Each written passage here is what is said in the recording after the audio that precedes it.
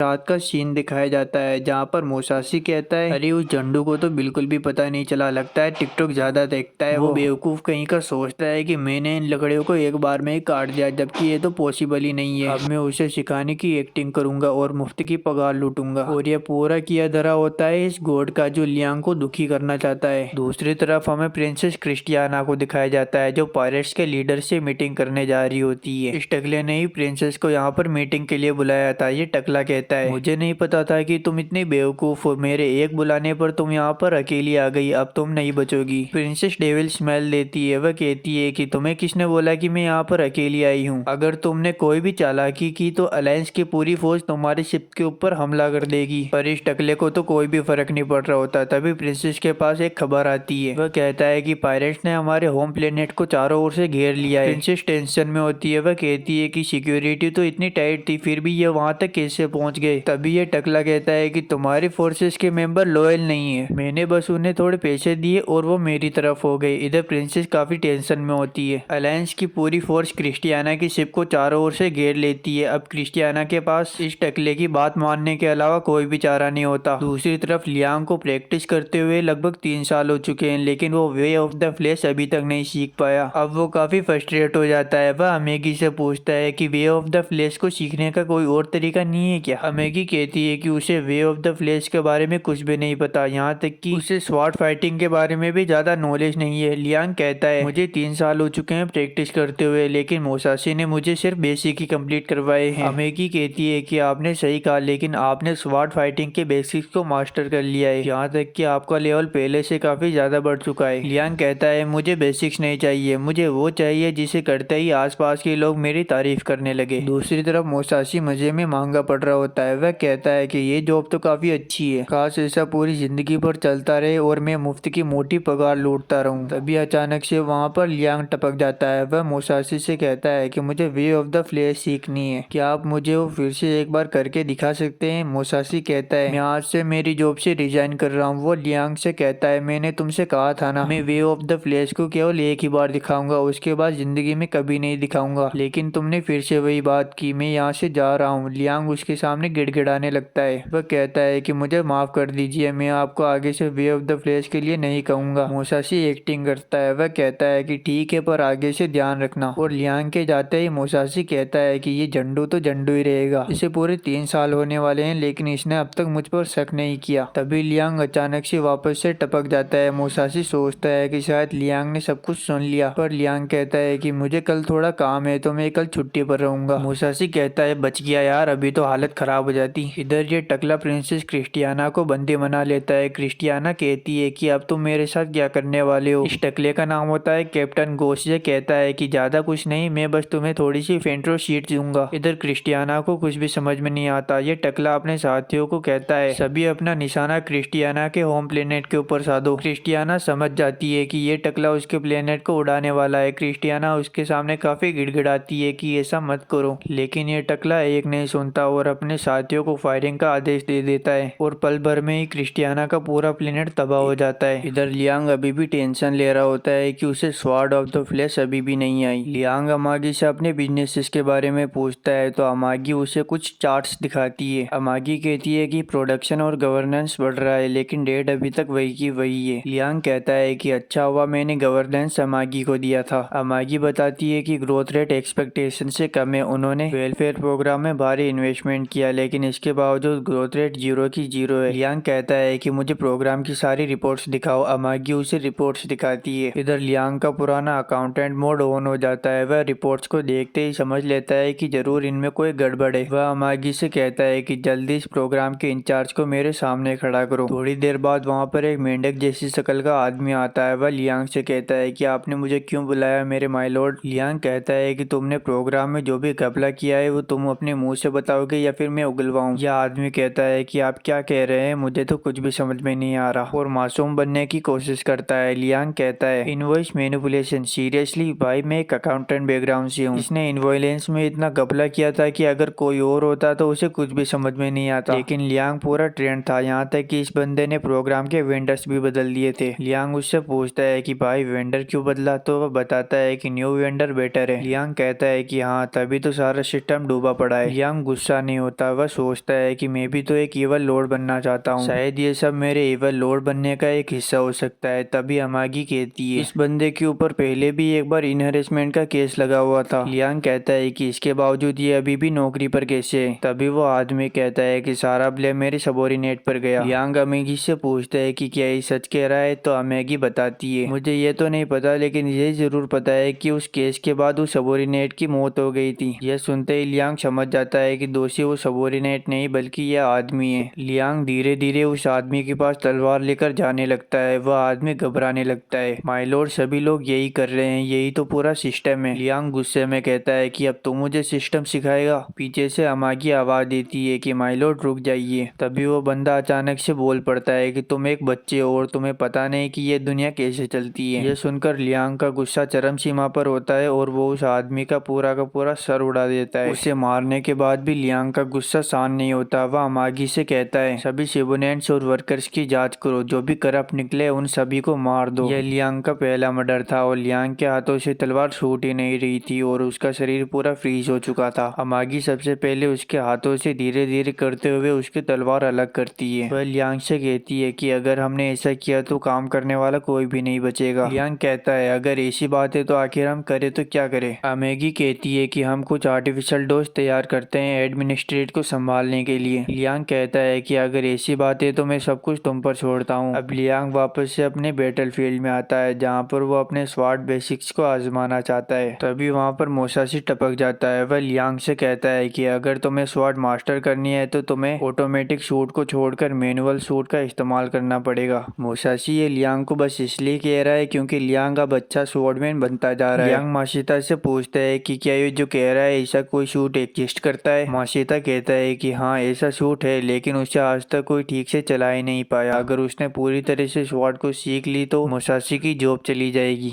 उसे पूरा यकीन था कि एक बच्चा उस सूट को कभी मास्टर नहीं कर सकता। इधर लियांग एक लकड़ी के गट्टे को सामने रखकर अपनी स्वॉर्ड प्रैक्टिस कर रहा होता है। बटलर उससे पूछता है कि आप ये आखिर क्या कर रहे हैं। लियांग उसे बताता है मैं मोसासी की स्वॉर्ड ऑफ द फ्लैश की ट्रेनिंग कर रहा हूँ। बटलर को पता होता है कि ऐसी कोई टेक्निक होती ही नहीं और मोसासी ने लियांग को चूना लगा दिया, लेकिन वह यह बात लियांग को एक्सप्लेन नहीं कर सकता, इसलिए वह लियांग को प्रैक्टिस करने देता है। दूसरी तरफ अमेगी उस सूट को रिपेयर करने के लिए लेकर जाती है। अमेगी को इस सूट में कोई भी इंटरेस्ट नहीं होता और उसे पता होता है कि ये सूट किसी काम का नहीं, लेकिन फिर भी लियांग इसे यूज करना चाहता है, इसलिए वह अपना 100% देगी। लेकिन वह इसे खुद ठीक नहीं कर सकते, इसलिए वह अगले दिन इंटीरियर में स्पेशलिस्ट को बुलाती है। अमागी और लियांग उन लोगों को एयरपोर्ट पर लेने के लिए जाते हैं। नायश अमागी को देखते ही पहचान लेती है कि यह एक एआई रोबोट है और उसमें काफी इंटरेस्ट लेती है। इधर लियांग काफी हैरान होता है क्योंकि उसे लगता था कि नायश या फिर कोई भी इंसान एक एआई रोबोट को पसंद नहीं करेगा, लेकिन नायश तो अमागी को देखकर एक्साइटेड हो जाती है और अमागी के पार्ट्स का इन्वेस्टिगेशन करने लगती है। लेकिन लियांग को अमागी को ऐसे चेक करता हुआ देखकर काफी अजीब लगता है। वो नायश को ऐसा करने से मना करता है और उसे रोबोट सूट के पास लेकर जाता है। वो उससे कहता है कि मुझे इस सूट को वापस से काम करने लायक बनाना है। नायश उसे देखकर कहती है कि ये तो बिल्कुल कबाड़ हो चुका है, इस सूट के तो पार्ट्स बनना भी बंद हो चुके हैं, बेटर होगा कि आप कोई नया सूट ही ले ले। लेकिन लियांग कहता है कि मुझे बस यही सूट चाहिए। नायश कहती है इस सूट में काफी ज्यादा खर्चा आएगा, यहाँ तक कि ये एनर्जी और स्पेस दोनों घेरेगा। लियांग कहता है कि चाहे कुछ भी हो जाए उसे यही सूट चाहिए। नायश ये सुनकर काफी खुश होती है कि लियांग उसे मुंह मांगे पैसे देने के लिए तैयार है। अभी वहाँ पर मोसाशी आ जाता है जो नायश को देखते ही उसके प्यार में पड़ जाता है। वो उससे बात करने की कोशिश करता है, लेकिन नायश तो उसके अंदर इंटरेस्ट ही नहीं लेती। लियांग और नायश एक दूसरे से हंसते हुए रोबोटिक्स के बारे में बातें कर रहे होते हैं, लेकिन मोसाशी को ये बिल्कुल भी पसंद नहीं आता, इसलिए वो अगले दिन लियांग से दुश्मनी निकालता है। वह लियांग को नदी के बीचों बीच एक लकड़ी के ऊपर खड़ा करता है और उसके ऊपर लगातार टेनिस बॉल फेंकने वाली मशीन को चलाता है। लियांग को काफी मुश्किल हो रही होती है। मोसाशी उससे कहता है कि ये तुम्हारी ट्रेनिंग का काफी अहम हिस्सा है, पर असलियत में तो वो अपनी भड़ास निकाल रहा होता है। दूसरी तरफ ये टकला प्रिंसेस और उसके सभी साथियों को बंदी बना लेता है। प्रिंसेस उससे कहती है कि आखिर अब तुम हमारे साथ क्या करोगे। वो टकला कहता है कि ज्यादा कुछ नहीं, मैं तुम सबको अपने कलेक्शन में रखूंगा। क्रिस्टियाना को लगता है कि ये टकला किसी क्रीपी टेक डंजन की बात कर रहा है, लेकिन सच इससे काफी बुरा था। वो क्रिस्टियाना को एक पागल साइंटिस्ट के पास लेकर जाता है जहाँ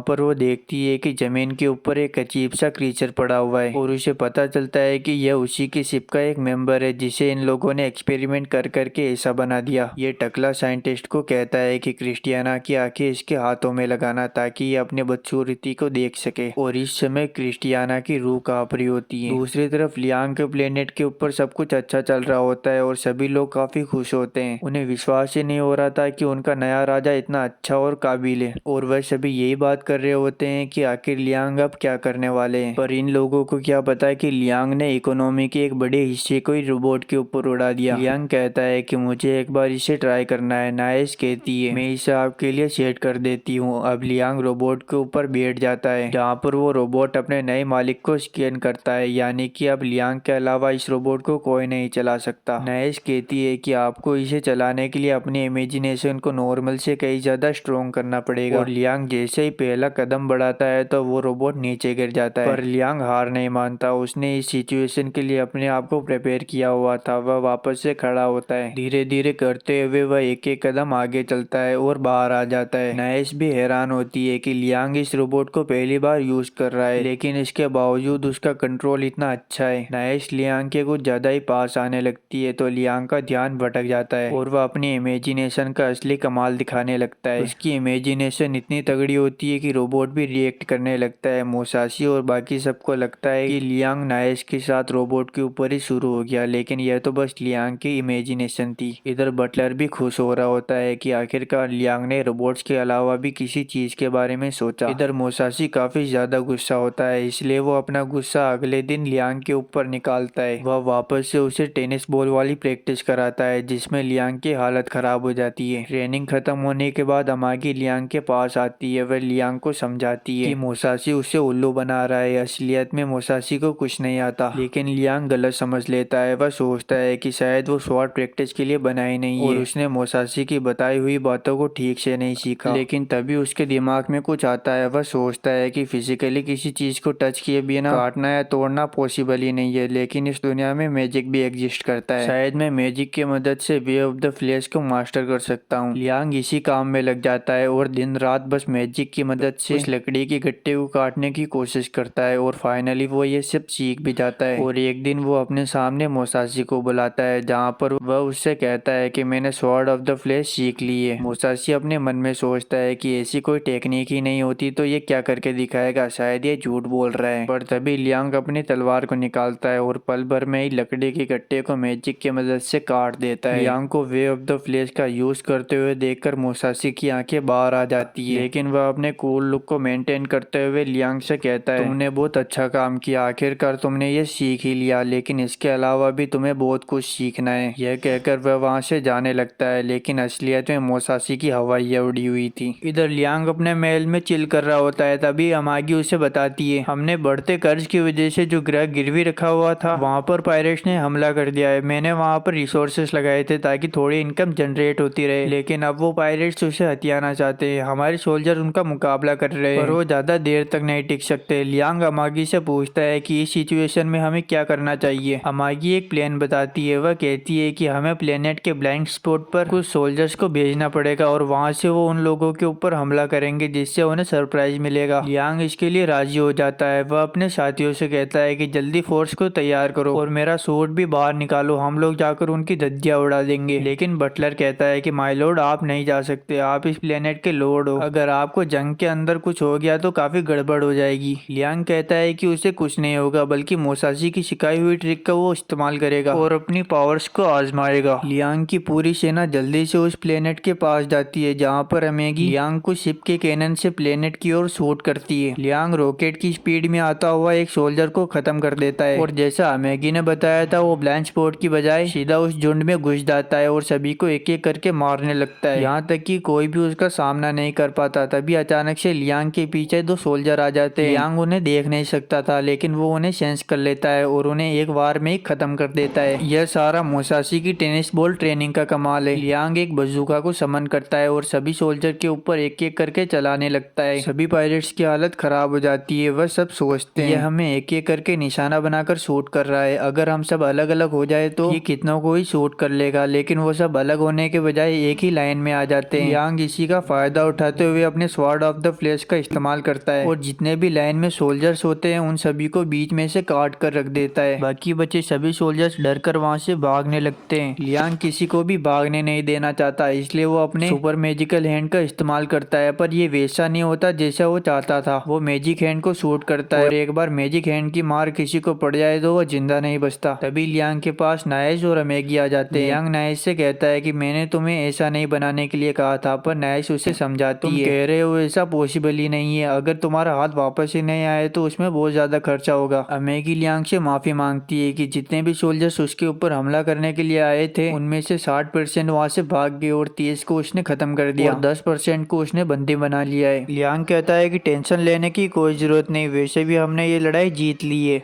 इधर इस टकले को खबर मिलती है कि इसने जो आर्मी भेजी थी वो हार कर वापस आ गई है, जिससे ये काफी गुस्सा होता है और सटिया जाता है। डॉक्टर उससे कहता है कि तुमने उन लोगों को कम आका, शुक्र बनाओ कि तुम्हारी पूरी फोर्स खत्म नहीं हुई, पर ये टकला तो सटिया जाता है। ये कहता है कि मेरी फौज के अंदर भगोड़ों का कोई काम नहीं, मैं खुद उन सभी को ढूंढ ढूंढ कर एक्सक्यूज करूंगा और अगली बार लड़ाई में मैं भी जाऊंगा। इधर क्रिस्टियाना, जिसको एक्सपेरिमेंट कर करके एक अजीब सा क्रीचर बना दिया जाता है, ये टकला उससे कहता है मैं थोड़ा काम से बाहर जा रहा हूँ, मैं वापस आकर तुमसे खेलूंगा। इधर लियांग जो अभी अभी एक बैटल जीत कर आया था वो काफी खुश होता है। वह इन सभी से कहता है कि सब कुछ कितना अच्छा हुआ, हमने प्लेनेट की इन्वेंट्री को भी बचा लिया और कुछ पायरेट शिप्स को भी चुरा लिया। लियांग ने जो शिप्स लूटी थी उनके अंदर खजाना भी होता है। खजाने का नाम सुनकर लियांग सोचता है कि उसके अंदर सोना चांदी होंगे, लेकिन ऐसा नहीं होता। लेकिन बटलर बताता है कि कार्गो सोना चांदी से भी ज्यादा महंगा है। अमागी भी बताती है कि शिप्स के अंदर बहुत रियल मेटल जैसे ओरिचाल्कम और एडामंटाइट भी मिले हैं, लेकिन लियांग को इन सब से कोई फर्क नहीं पड़ता क्योंकि ये सारे मेटल शिप्स को बनाने में यूज होते हैं, जबकि लियांग को तो कोई हीरो से जड़ा हुआ ताज चाहिए। बटलर कहता है कि शिप के अंदर थोड़ा सोना भी रखा हुआ था। लियांग जल्दी से ऑर्डर देता है सारे सोने से जल्दी से सिक्के बनवाओ। बटलर कहता है कि क्या दूसरे मेटल से भी सिक्के बनवाने हैं? लियांग साफ मना कर देता है। वह कहता है कि बाकी मेटल से हम हथियार बनाएंगे, पर अमेगी कहती है कि बहुत बड़ी प्रॉब्लम है, हमारे पास ब्लैक स्मिथी नहीं है। अमेगी दूसरी बड़ी प्रॉब्लम बताती है। वह कहती है कि उनके पास लगभग 10,000 शिप्स है, लेकिन लियांग ने जब उन्हें हमले के लिए ऑर्डर दिया था तो उनमें से केवल 30% शिप्स ही ऐसी थी जो चालू थी, बाकी सारी शिप्स बेकार पड़ी हुई थी। लियांग हैरान होता है कि आखिर वो 30% शिप्स के साथ जीत कैसे गए। बटलर कहता है कि आपकी किस्मत अच्छी थी, उन्होंने पूरी पावर से हमला ही नहीं किया। लियांग अमेगी से कहता है कि जल्दी जितने भी शिप्स खराब है उन सभी को बाहर निकाल दो। अमेगी कहती है कि अगर हमने खराब शिप्स को अलग कर दिया तो उनकी कम संख्या के चलते हुए बाकियों को लगेगा कि हमारे ऊपर हमला करना काफी आसान है। तो लियांग कहता है कि आखिर हम क्या करें, उनका मेंटेनेंस कॉस्ट तो काफी ज्यादा है। अमेगी एक आइडिया देती है कि अगर वो शिप्स के अंदर मिले हुए सारे खजाने को बेच दे तो उनके पास इतना पैसा होगा कि वो नई शिप्स को खरीद सकेंगे। लियांग मान जाता है। इधर दूसरी तरफ नाइजा अपने बनाए हुए नई शिप्स को इंट्रोड्यूस कर रही होती है। वह गर्व से कहती है हमने इस शिप के इंटीरियर को 7% से बढ़ा दिया है और उसने नए हथियार भी ऐड किए हैं, जबकि दूसरी तरफ उसके अपोनेंट सभी के सामने एक लग्जरी स्पेसशिप को इंट्रोड्यूस करती है। नाइस कहती है कि तुम्हारा ये शिप मेरे शिप के सामने टिक ही नहीं सकता। अपोनेंट एक्सेप्ट करती है। वह कहती है कि भले ही तुम्हारी शिप में बैटल मोड्स ज्यादा हो, लेकिन कंफर्ट नाम की कोई चीज होती है। अगर क्रू मेंबर्स को बैटल के बाद एक बार के अंदर रेस्ट करने का मौका मिले तो अगली बार वो लड़ाई में ज्यादा अच्छा परफॉर्मेंस करेंगे और सभी क्रू मेंबर्स नाइस की शिप को ठुकरा देते हैं। इधर बाहर आने के बाद नाइस उस लड़की से कहती है फाइट होगी तो बाकी सबके साथ तुम्हें भी पता चल जाएगा कि हमारा शिप कितना ताकतवर है। और नाइस कहती है कि वो लोग अगली बार हमारी शिप्स को खरीदेंगे, पर ये मोहतरमा नाइस से कहती है कि तुम ये ऐसा करोगी कैसे, तुमने अपने सारे पैसे इन शिप्स को बनाने में लगा दिए और ये बिके भी नहीं तो तुम नई शिप्स कैसे बनाओगी। नाइस इस बात से टेंशन में होती है और रात को भी काफी टेंशन ले रही होती है। वह उस औरत के ऊपर काफी गुस्सा भी होती है और सोती हुई भी टेंशन में होती है कि आखिर अब वो क्या करेगी। तभी उसे लियांग का ख्याल आता है। वह सोचती है जब लियांग उस कबाड़ के डिब्बे के लिए इतने सारे पैसे खर्च कर सकता है तो मेरे शिप्स को तो वो खरीद ही सकता है। दूसरी तरफ ये गॉड जो दूसरों को दुखी करने में लगा हुआ होता है, वह अपने मन में सोचता है इन लोगों का दुख तो लियांग के सामने रद्दी भर का भी नहीं है, क्योंकि जब आखिरी बार गॉड ने उसे देखा था तो वो 5 साल का था और उसके पेरेंट्स ने उसके ऊपर सारा बर्डन डाल दिया। अब तक तो लियांग की जिंदगी पूरी बर्बाद हो चुकी होगी।